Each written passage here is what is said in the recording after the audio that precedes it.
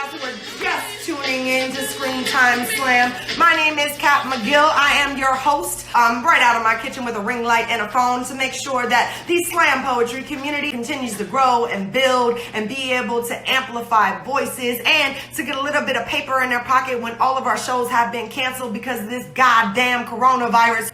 How this works is the winner gets a pot tonight, and this night is a team getting the pot. So we need a little extra tonight because we got 3 people getting the pot instead of 1 person getting the pot. So make sure that you dropping $1, $2, $5 in the Cash App or the PayPal or the Venmo that is pinned at the bottom of the screen. All of your money does go to the poets, and they work real hard for you tonight. Everyone is ready to go, y'all. Ready to go. Are you all ready for your calibration poet this evening? You know what I'm saying? Because we starting off super high. We starting off with a motherfucking beast. I am bringing up to the screen the one and the only. I want y'all to give it up real big, real loud for the amazing King Yao. All right, Yao, I know you're going to rip it. Judges, this is your practice rounds, all right? Give it up real big. Heart them all the way up. The screen, Yao, is yours.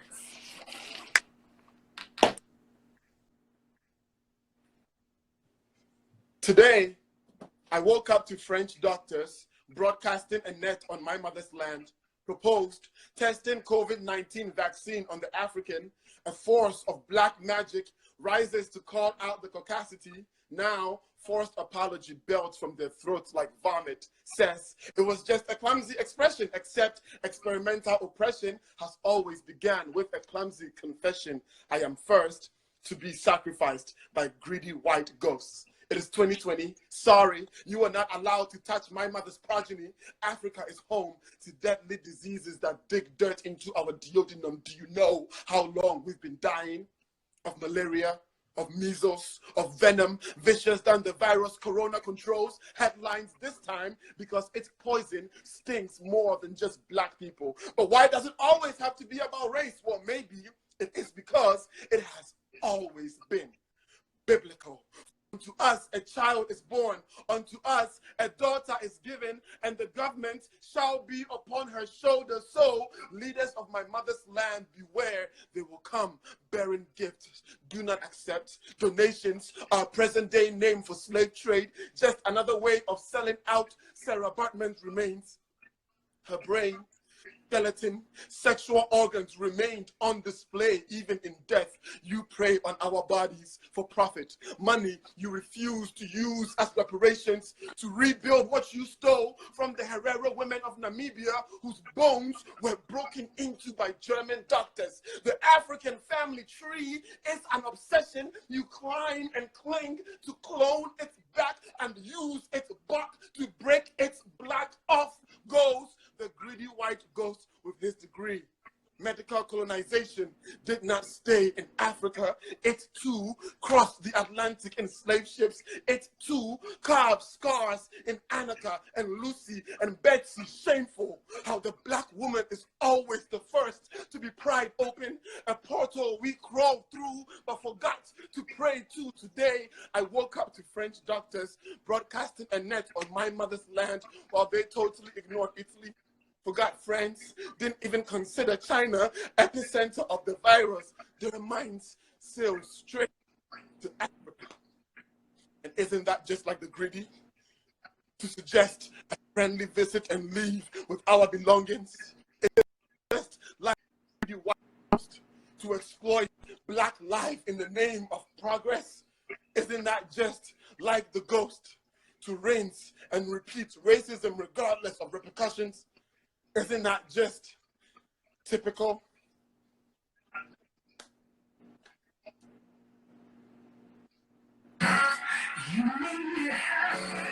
What? Bites in my face. Ladies and gentlemen, when a poet goes, they're going to do that. They're going to spit their heart, their soul. This is Nat. And my judges, when I say go, are going to throw up a score between 0 and 10 using decimal points to the 10th place. And then I'm going to give the time. Poets all have 3 minutes and 10 seconds. After that, they do get a 0 because I have already too much goddamn math on my plate to do, and I refuse to do anymore. So, judges, are you ready to throw up your score? All right, so y'all know I will show the time just like that. So here we go on the count of 3. 1, 2, 3. Judges, comment your score. Judges, comment your score. All right, I have a 9.0. I have a 9.6. I have a 9.2. All right. I have a 9. And what else do I have? I'm looking for the last judge. And an 8. All right, give it up for the poet. So are y'all ready? So when we did the draw, the first team to go, right, is gonna be Team Burnems. You know what I'm saying? It's up first. So Roscoe, I need you to tell me what poet are you setting up from your team to go first, Roscoe? Ashley Lumpkin is being brought up. All right. Hard. All right, Ashley, the screen is yours. So the racist I went to high school with asks about the abortion clinic.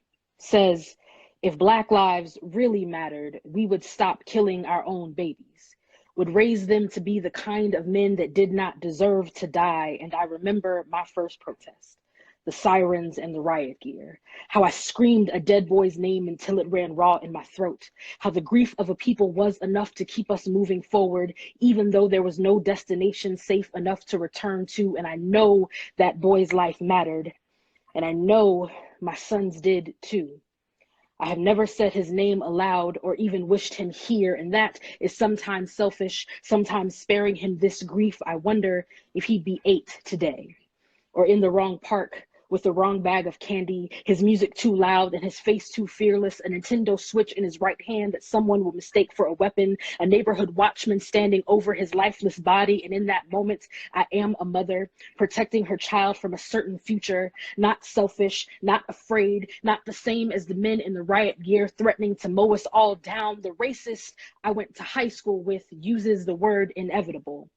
And I think if Black women all bury our sons, then why not when they are too young to feel it, too young to be afraid, too young to beg to breathe? And I know my mother did not regard her own sanity when it came to protecting her children, stood between my brothers and the things that threatened to break them. And here I am in the center of a crowd, chanting the name of another body, a stranger's son we watched go from being boy to being broken. And my son is somewhere broken, looking down on the hypocrite he has for a mother, a woman with no badge, but a death wish for Black boys anyway, who calls herself an activist in all of her poems. The racist I went to high school with has a lower body count than I do, claims no call to justice, calls the protest a waste of time. I wonder if my son agrees with him, wonder if he calls himself mine.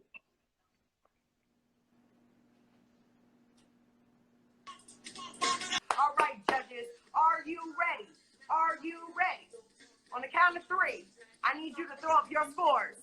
This is the real deal. Ashley Lumpkin is for Team Burnems. Judges, 1, 2, 1, 2, 3. Throw up your scores. Oh shit, I got a 10 off top. Oh shit, I got another 10.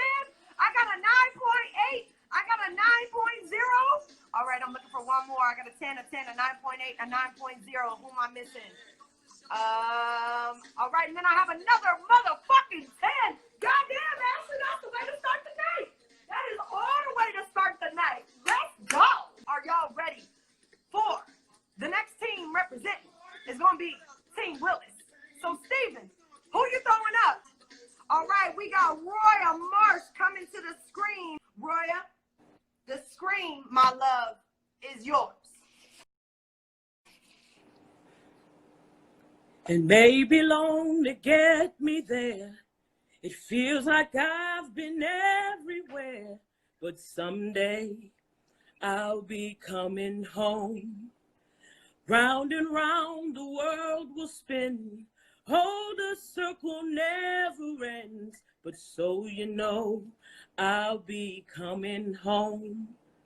I flipped the table once. Cups, plates, scattered, spaghetti massacre on laps, all the restaurant alert, and that goddamn TV saying we lost. White girls vanish and the whole world gnash their teeth. But a black girl's disappearance warrants a citywide curfew, a second silencing. 60 black girls ghost in the nation's capital and my phone never rang about it. 64,000 in the world and Beyonce and Lady Gaga ain't sang about it. Whole world a stop motion, freeze frame, a standstill. Just that final gust of wind that kills the candle.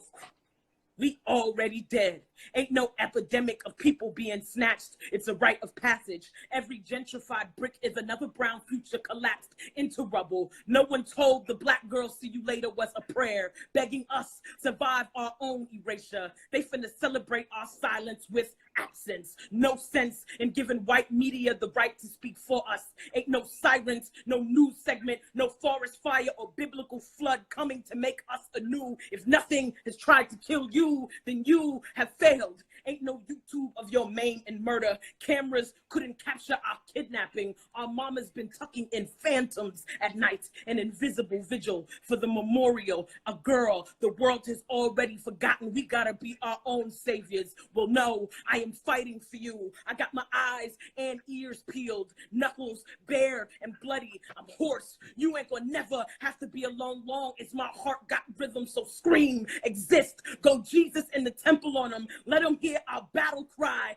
okay? Leave the gawking crowd astounded when black girls rise from the dust they make of us. Let's crash this private lynching. Alerts, Deshaun. I am crying your name, Relisha. Alerts, Taylor. I am looking for you, Diana. Even if no one else is, Talisha. Call back Morgan. Come back, Jacqueline. Anaya. Robin. Alerts, Oluwatoyin. Alerts, Oluwatoyin. Alerts, alerts, alerts. Yeah. I flipped the table once. I fucked they whole shit up. And I'll do it again. If that's what it takes for them to see us. Won't you pray for me? Won't you stay for me? 'Cause someday I'll be coming home. All right, Roya had a 2 minutes and 50 seconds, so Roya is good on time. Hey, here we go. On the count of 3, you're gonna throw up your scores. All right, 1, 2, 1, 2, 3. Judges, comment your scores. Hey. All right, I got a 10 off top. All right. And I need a cigarette. God damn, I feel it. I need my cigarettes. You know what I'm saying? I got another 10. I got a 9.3. All right, I got another motherfucking 10. Oh, this shit about to be a goddamn battle, y'all. And I have a 9.9. Heart up that motherfucking poet. Roscoe, you know what I'm saying? It's on you. Who you calling up to this screen? All right, we got Breeze the poet. All right, Breeze, the screen is yours. When I was a child, I spoke as a child. I behaved as a child. When I became a man, I learned to put away childish things. To my stepfather, Reginald Harris, thank you for teaching me how to be a man, showing me the ropes, how to roll with the punches. When up against the ropes, you taught me keep my chin out and my guard down, be open target for your cheap shots, be a heavy bag for all of your bad days. You see, apparently, when life makes a man feel unworthy of the title, him having boxing matches with my innocence was the quickest way for him to feel like a champion again. He taught me the Bible with no whisper of scripture, but made sure to write his word and all the red and bleeding of me. When I remember this one time I was sleeping, dreaming of heaven, until I was awakened by the wrath of God. In his right hand I wept like Jesus. He replied, shut up before I give you something to cry for. And this is a lesson found in Proverbs. He taught me what a man slow to anger looks like. Black eye, bruised face, and chipped tooth later, he let me stay home from school and brought me a honey bun. The lesson real men can admit when they're wrong. I returned to school, face bruised with the teachers bribing me to bear it all, but I couldn't. See, round here, snitches get stitches to their shattered spirits when people come around asking too many questions. They would never understand a black parent's peril. And what goes on in this house stays in this house. That my mother had already started calling me a traitor because I couldn't keep my broken face together long enough before our business spilled into the streets. I was told, hold it together, so I did. I clamped down into myself like a bear trap. held my tongue like a seizure victim. I smiled and said nothing. I smiled through the pain caused by smiling. And the lesson is real men don't show weakness. They had the pain in their face behind the hurt in their hearts. If you train up a child in your ways, when they get older, they will not depart from the hurt and pain you caused, and I stayed stuck in your ways. I broke everything. I fought everything. Now I fight everything in this ring of life with my chin tucked and my guard up, throwing haymakers at hugs, swinging on anything, getting too close just to make up for all the times when I couldn't fight back. You see, apparently, when a boy is taught how to be a man by a male that is not actually grown into a fucking man, the boy becomes an open scar that'll never heal right. So thank you for teaching me what never heal right looks like, for being such a walking hemorrhage that I could look at you and know where to apply pressure to all the bleeding I was. See, when I was a child, I spoke as a child, behaved as a child. When I became a man, I got tired of my reflection being made in your image. I opened these fists and found love in my palms. I learned the power of forgiveness, and I granted myself enough to be able to pray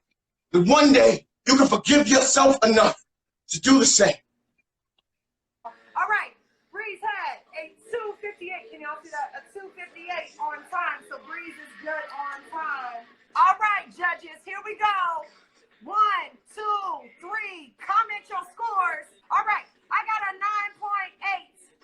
I got a 10. 9.8. An 8.5. And what else we got? What else we got? All right, a 9.1. Thank you, Trejay. Thank you. Thank you. I appreciate it. So I have a 9.8, a 10, a 9.8, an 8.5, and a 9.1. Stephen Willis, you the captain of your team. Who you throwing up next, Stephen? All right, so ladies and gentlemen, Stephen Willis is coming to the screen. The screen is yours.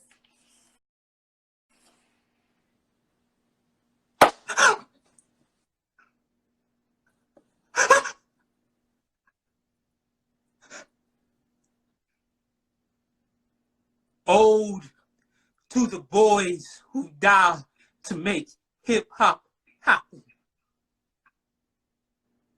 Shame I had to die just to get my life on track. I was dipping, caught slipping. Now my life's on wax, but don't feel sorry for me.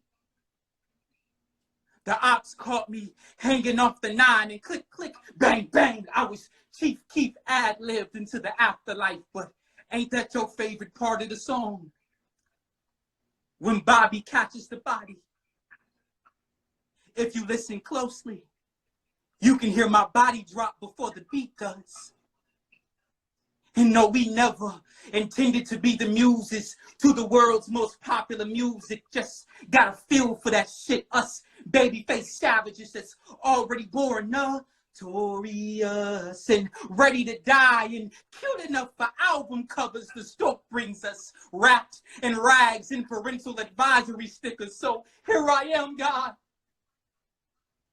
a sacrifice for the culture, ready for my soul's release date to be placed on an eternal stream, to be forever laid to rest in a casket-colored cassette. I can hear it now. My demise gonna be the most requested at all the parties. Tell Big Mama her baby boy got his own hymn now. See, Mama freed the bass, now I'm the boom. Daddy sipped the liquor, now I'm a bar. That's not no record scratch, that's just me. Ricky trying to come up out this casket. Ricky trying to unzip this body bag so I could join Nipsey. I said I can hear them now, cause I can hear them scream. I'm a hit, I'm a hit, I'm a hit, I'm a hit, I'm hit. I'm hit. I'm hit.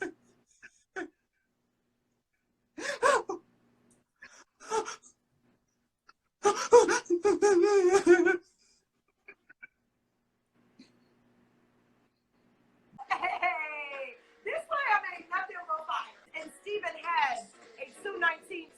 Here we go, judges, on the count of 3. 1, 2. 1, 2, 3. Judges, throw up your scores. All right, I have a 9.7. I have a motherfucking 10. I have a 9.6. I have a 10. All right, a 9.5.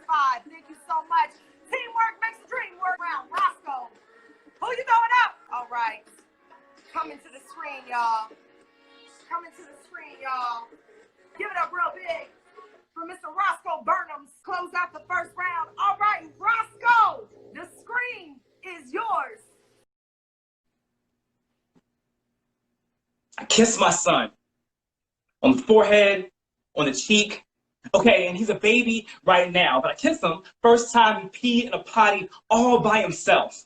At 6, I'm gonna kiss his scraped knee when a bike ride becomes a bull ride. He'll get a peck atop of his head every day before school. At 12, I'm gonna kiss. At 12, when a person he puppy loves dogs him, when a flood breaks from his eyes, I will kiss him dry. At 17, I'm gonna kiss him before prom and tell him he's gorgeous. At 18, give him a smooch right before he graduates. I kiss my son because. Well, honestly, it's because kids are always kind of embarrassed when their parents kiss them, and I just really love embarrassing my children. I kiss my son because I kiss my daughter, but that's not a poem. Because we're expected to kiss daughters, cradle, coddle, and give them all the affection, but not our sons. No. We punch our sons in the shoulder, in the chest. You man up. You go hard. You beat a stone. You beat a wall, but not like Stonewall Rebellion 1969, because see, that would be gay. And you know how fathers be so scared for their sons to be gay or to be anything different than their assumptions because we are lied to. We are lied to and told that gay means sensitive, or that sensitive means soft, or that soft means feminine, or that feminine means weak.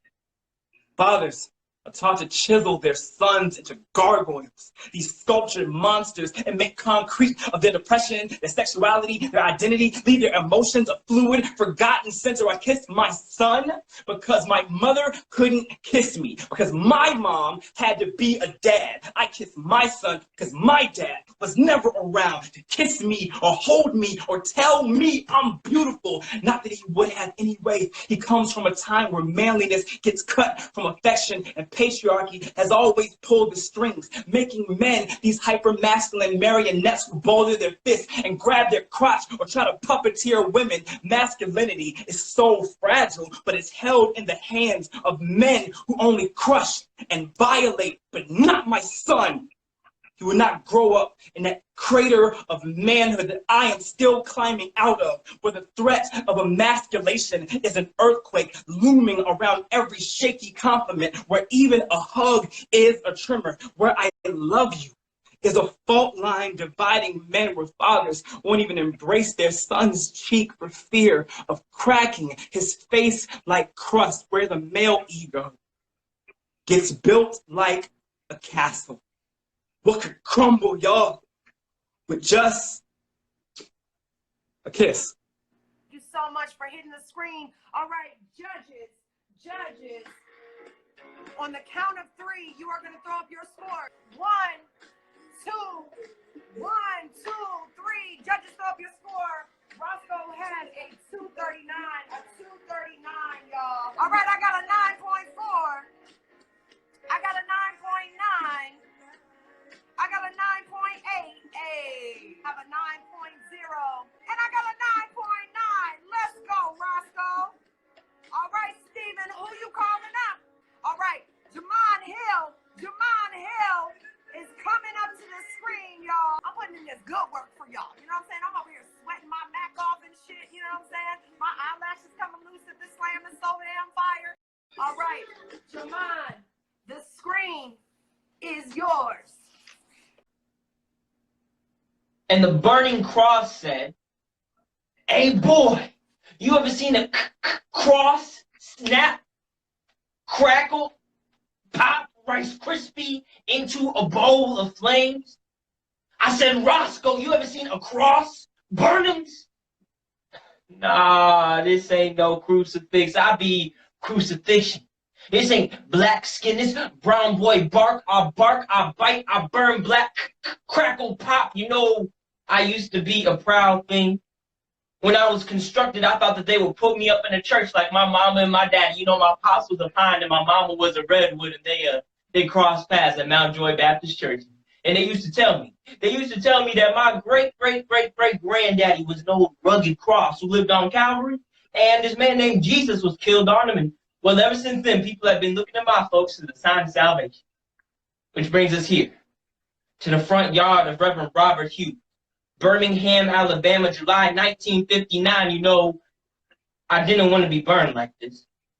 They said the Reverend was a good man with good intentions. I thought that they would hang me up in this church, but the white men in white hoods who built me, they don't burn crosses. No, they burn the bodies of poor colored folks on my cousin trees who wish their limbs wasn't so strong, who wish their limbs would just snap under the weight of unwanted passengers instead of being crooked caskets, carrying them closer to God.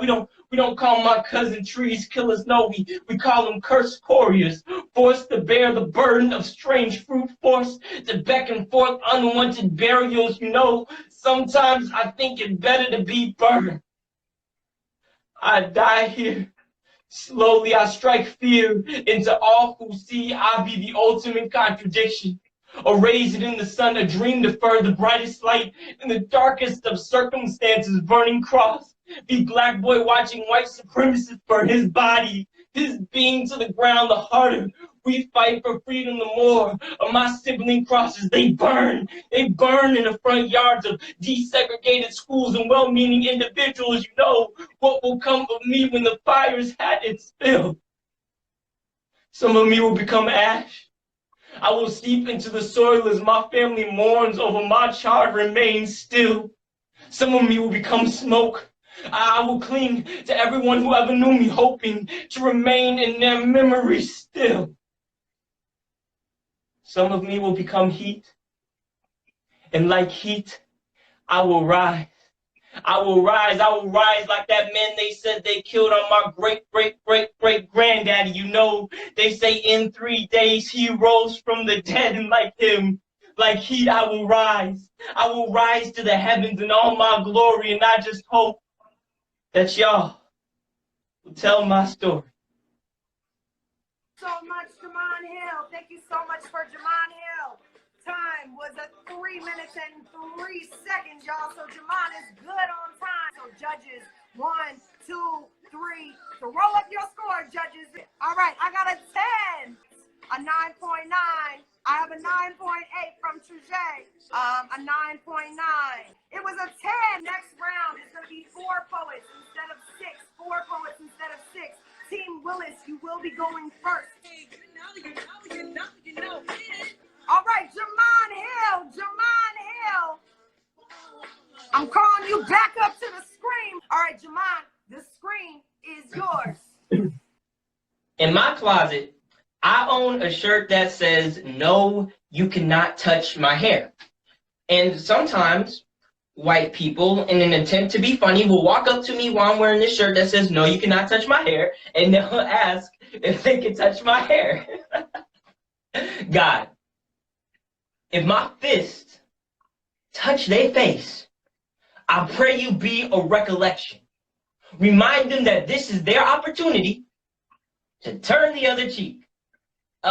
I own a shirt in my closet that says, "I'm rooting for everybody black." It's a quote from Issa Rae. It's not to say that I'm not rooting for other people. It's just that if I have a choice, I have a shirt in my closet that says Black AF. It stands for Black as Fuck or Black and Flourishing, depending on the age group of the audience. I have a shirt in my closet that says Flourish. It's a reminder that my people are amazing. A reminder that Michelle Obama, Assata Shakur, LeBron James are all cut from the same cloth as me. I bear flourish across my chest like my ancestors are manifesting in my breast. I have a shirt that says enough. It is a reminder that I am enough. I don't have to prove nothing to nobody. You are enough. You don't have to prove nothing to nobody. Sometimes our clothes are poetry. They dance across our bodies like words across a page and tell our story. Remind people not to do stupid shit like ask to touch our hair like judge. These hands were justified when I had human tatted across my chest, and this fool fixed their face to say so. Otherwise, sometimes our clothes speak for us. They keep us warm when we're alone, hold us when no one else will. Don't get me wrong. Like, I love nudity as much as the next nudist, but sometimes this book wants to be judged by its cover, especially if my ensemble looking right, especially if I'm florally fashion fit to flourish, especially if I spend hours shopping online to find the match to match the mandate my mayor just made. I mean, sometimes our clothes speak to us. They tell us we are beautiful before we believe it for ourselves. Sometimes the first step to loving the skin I'm in is loving the clothes that cover it. Sometimes I wear pajamas in public because getting out of bed is a battle and I'm taking a victory lap. So praise be to clothes. Praise be to the infinite possibilities. Praise be to the silky shirts, to the hats, to the tank tops, whether dirty or clean. Let us be thankful for the clothes that cover our backs, and let us be especially thankful for the persons underneath them. Jahman had a 241, so Jahman is good on time. And this is going to be the second round, the first poet of the second round judges. So I want to make sure y'all get this right. You know what I'm saying? All right, judges, on the count of three. 1, 2, 1, 2, 3. Judges, comment your score. All right, I got a 9.7, a 9.5, a 9.4. All right, I need 2 more scores. 9.8, 9.9, Carrie. All right, so I have a 9.7, a 9.5, a 9.4, a 9.8, and a 9.9, y'all. So I have Burnems. Who you sending up? Burnems, who you sending up? I am about to call Breeze the Poet to the screen, y'all. Breeze the Poet. All right, Breeze, the screen is yours. He colonized my inbox to white explain to me his version of unity. And with all the privilege on his tongue, had the audacity of his caucasity to casually be asking me, why is there a need for a Black History Month? I mean, it feels so divisive.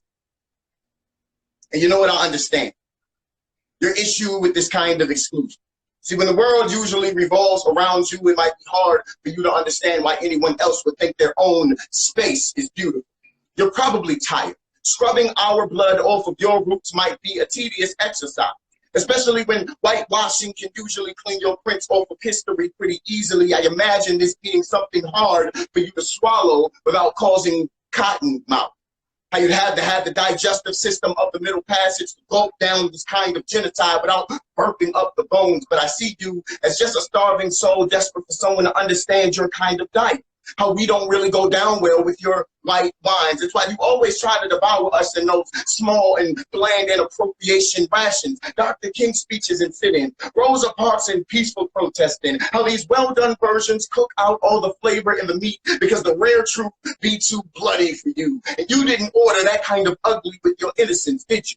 See, the taste of Gabriel's conspiracy smothered in a Stono rebellion and served to you on a bed of Nat Turner's revolt might be too spicy for you. Might burn like June 1st, 1921, Black Wall Street going down, don't it? See, when your heritage chefed up the enslavement of an entire race, I bet a month long of force-feeding you our triumphs despite unsettles your stomach. Probably smells like chitlins and failure. Tastes like Jim Crow fried hard with a large hope that we shall overcome, sticking to your ribs like soul food. See, I get it. You like your holidays with a dash of paganism and child rape, a sprinkle of smallpox and slaughter. I may be drunk off these white wines, but I understand the agony of trying to pick the prettiest parts of our history from between your teeth. The exhaustion of carrying around the kind of privilege that allows you to ask why we need a Black History Month, but not ask yourself why the fuck we need a Columbus Day. Dear dude, I understand. I cupped my hands together, collected a palms full of white tears, and drank, and I get it now. How Halloween might start to feel like October to you.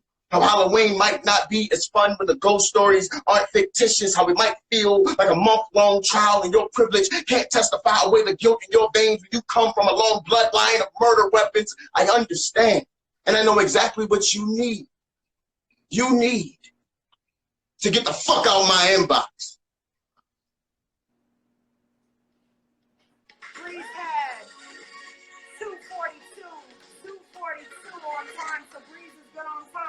All right, judges, on the count of 3. 1, 2, 3. Throw up your scores. Hey. All right, I have a 9.9,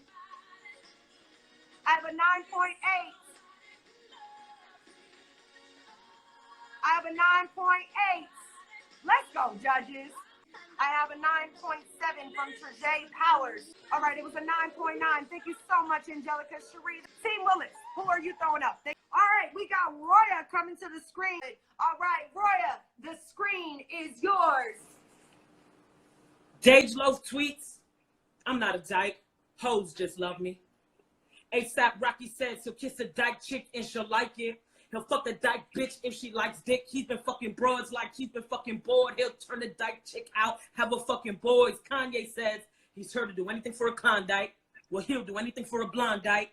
Nas says it's only right that he uses mics and the rhymes that he writes are harder than dykes. The title of this poem is Homophobia versus Homophilia, or how girls kissing girls became a fashionable thing. Lessons to the pretty boys with long hair and gold chains that rap about fucking lesbians. There are worse things than being homosexual, like not being homosexual, like believing your dick is hard enough to screw this brick wall into stilettos in a mini skirt while still maintaining your masculinity, like how being gay is both sexy and profitable so long as you're not, or not understanding that your dick or any dick has nothing to do with my sex. Dyke, a noun. Definition: 1, a long wall or embankment preventing flooding from the sea. 2, a boundary of defense, meaning I am the levees, the ark, and you, sir, could not possibly handle all of this wetness for God. So loved this girl, he gave his only begotten tongue. So ASAP, get like me. You ever probably wish that you could kiss like me, so trained in the game of such delicacy. So nah, you ain't gonna never lick her clit like me. Question: when you fuck a dyke, which one of you is the daddy? Rhetorical. I once had a man tell me he did not respect me as a woman until I opened my mouth. Now funny how I become his kind of woman when I open my mouth. Ironic how my open mouth and bended knee become synonymous. Same brother, beaming Baldwin, spewing bull dagger at me. I tell him it is not his penile compulsion that compels my tongue to beat. It is the love of a woman, the body of a woman, and that body is mine, and it was not built for his male consumption, depletion, or rhyme scheme. It was built for nature, to nurture, and for the fucking record. We all start out sucking titties for survival. Some of us are still surviving. All right. Thank you so much, Roya. Thank you so much, Roya. I appreciate you. All right, Roya had a 213, so Roya is good on time. Roya is good on time. All right, judges. This shit been fire, y'all. I'm just saying, like, I'm so honored to host this shit. All right, judges, on the count of 3, 1, 2, 3, throw up your scores. I already see a 10 from Trejay. I see a 10 from Elise. All right, I see a 10 from Father K-Time. All right, I got a 10 from Angelica Cherie and a 10 by Wordplay Team. We got a motherfucking perfect score for the first time of the night, y'all. Let's motherfucking go. All right, Roscoe, who you bringing up? All right, so Ashley Lumpkin is coming to the stage, y'all. All right, Ashley, the screen is yours. So when the next of us is found, pistol first, painted red by the brush of his own insides, I don't cry. We go too fast, too young, but not unexpected. So common we don't need to talk about it. It is just what we do. The first time my aunt attempted suicide, she wrote us a 3-page letter detailing her grief, what it mean to get gone after years of not being here. When she woke up, we reminded her we prayed to a savior that does not give more than we can handle, called her decision a failure of faith while refusing to believe she'd try again. The next letter just said, take 2. By then, we had lost an uncle, a few cousins, even our grandmother. Suicide runs in this family. I am convinced that it is my inheritance, a tombstone stamped on this DNA. We so sad, we smile every day. Keep an outfit pressed for the funeral, another one set aside to become the burial clothes. We already know what the epitaph will be. Here lies another who believed in God so much they did not trust the men that he had made. We do not seek help in this family. Don't call this sorrow a sickness. We fall on the wrong side of every statistic describing Black folks with mental illness. We cry, then pray, then bury our dead, shrug, then pray again. The first time I attempted suicide, my mother talked to God all night. Told him she would give anything just to keep her baby girl here, while at the same time telling my doctor we did not need his suggestions for counselors. Even Jesus survived a 72-hour hold when he threw it all in at Calvary. And what are we if not made in his image, made to carry our crosses in silence and hope one day there will be resurrection? Sometimes I look at my baby brother and wonder the crucifix inside his head, hoping that my still being here doesn't mean that he will be next, found teeth to tile, then brushed aside like some kind of failure of faith. When I tell my mother I am finally getting help for the burden that comes with this bloodline, she asks how it was so easy for me to turn my back on God. I tell her, Mom, the Apostle Luke was by trade a physician. Even Christ had a doctor at his disposal. Who am I to turn aside the kind of assistance my Savior was able to send for? Aren't you tired of going to funerals? Do you know your kids have already planned theirs? We want to go of old age, but that doesn't run in this family. All right. Ashley had a 2:30, y'all, so Ashley is good on time. Judges, this is the last vote of the second round, and then we go into the third round, that head-to-head. I just want to tell y'all, this slam, woo! 1, 2, 3. Judges, throw up your score. All right, we have a 9.9, a 9.8, a motherfucking 10, another 10, and another motherfucking 10. Hard up that poet. Are y'all ready? If y'all ready, you know what I'm saying? For this last round, this head-to-head against Roscoe, Burnems, and Willis, I need to see those hearts being thrown up, y'all. I need to see those hearts being thrown up. The first person in the last round that I'm calling to the screen is going to be Roscoe Burnem. A head-to-head. We ready for this motherfucking fire, Roscoe? And the screen is yours. For Robin Williams, for Richard Pryor, for Martin Lawrence, for Mitch Hedberg, for all the comedians who have given us love and laughter even when they were dying inside. This is when depression does the set. I make jokes about death more often than I should. I laugh, I kid, I have to.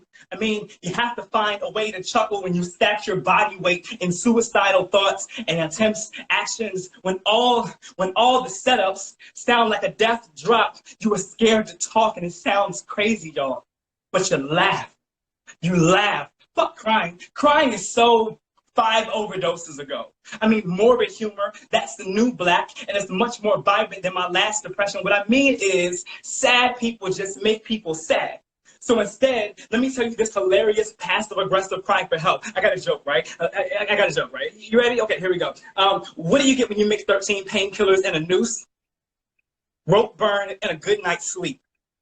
That's comedy, right? That's coping, or that's burying scars. But better to bury than to be buried. I always say, if you can't laugh at the pain, then what can you do with it?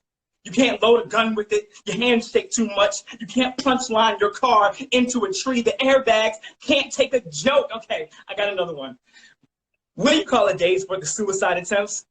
I mean, well, if you're lucky, you call it your last day. I mean, but if you're not, you call it a long day. You call it the next day. You call it see you tomorrow death. And I have been asked, why make light of something so dark? But when life feels asphyxiating, you are excited just to breathe. This looks like laughing. This looks like laughing, but this is gasping for air, a grateful sigh. When I think about how many times the idea of death has been another gag. Okay, last one, if I'm lucky. What do you call a hilarious pun about suicide? A real wrist splitter. You know what I envy about that joke is how it always flatlines. In the last round, Roscoe had a 218. If you you have not donated yet to our Cash App, which is $ScreenTimeSlam, or our PayPal, ScreenTimeSlam@gmail, or our Venmo, which is @ScreenTime-Slam, make sure you drop $1 because people brought through heat tonight, including the musical guests, including everything. I know I've been sweating and working my ass off for y'all, so I hope y'all do that. All right, on the count of 3, judges, here we go. 1, 2, 1, 2, 3. Judges, throw up your scores. I have a 9.8, a 9.9, a 9.3, a 9.9, and a 9.7.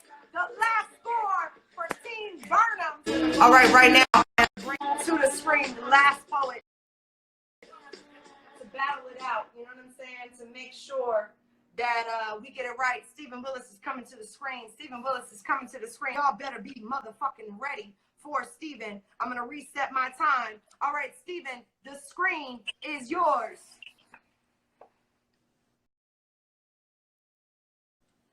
I know who killed him, but I never tell.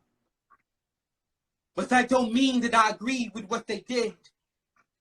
It just means I've learned not to judge a people for how they grieve. Learn not to judge the hood for how it loves you back. Love from the hood, and honor only bestowed on those who showed the hood the most unwavering of loyalties. I'm talking street niggas.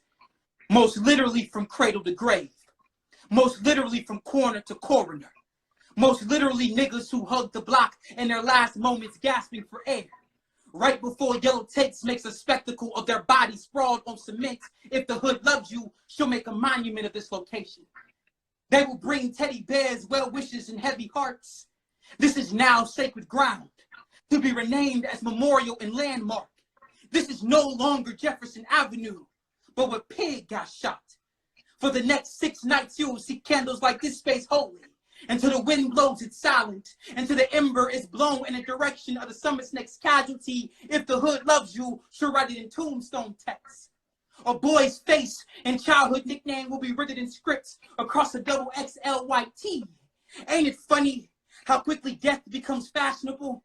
A testament to how tragic memories don't fade. Even in the washing machine, you can expect your closest of kin to tattoo your name in the most visible of places.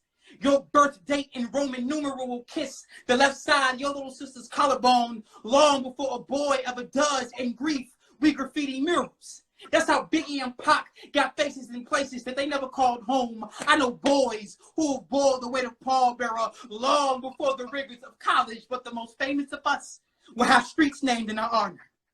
Martin Luther King Drive and Malcolm X Boulevard both debunk the myth, or respectability improves that no matter the politics, all black boys are due to die by bullets. But how can you complain when the hood loves you? And we gonna keep loving you. Long after the gravel has swallowed your portion of the 40, long after they pack that car with vengeance, long after another boy's life is taken in retaliation of yours, continuing the cycle of trauma and street violence. Yes, y'all, the hood will love you enough to murder for you, but never enough to snitch. Yes, y'all, I know who did it. I was there when they bought the 4/5. Yes, y'all, I watched the news. I listened as they emptied the clip. And yes, y'all, I'll do it again. I'm telling you, I will do it again because I miss my brother so much.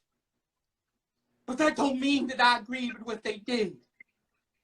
It just means I've learned not to judge a people for how they grieve. Learn not to judge the hood for how it loves you back. Even had a 2:55 on time. Here we go. On the count of 3, judges, your last time scoring. 1, 2, 3. Judges, comment your scores. All right, I got a 10. I got a 9.8. I got another 10. I got a 9.4. And I got a 10, y'all. If y'all motherfuckers ready to hear this good winner of Screen Time Slam Team Invitational, I'm going to bring to the screen the captain of the team who won. Let's go! All right, make it ready. All right, so how you feeling? I feel great. First off, I want to say Roscoe can finally shut up. This has been a beef that's been going on since 2017 when he beat me when it was a fluke, but he beat me in the new pick at Southern Fried. And this was a great idea between you and him to finally settle the score. So I'm happy that settled, and I got bragging rights, at least for a little while. So I'm excited about that. Thank you. So, yes. So, thank you so much for coming. I appreciate you. I will be sending donations your way to distribute to your team. I just want to thank everybody that hit this screen.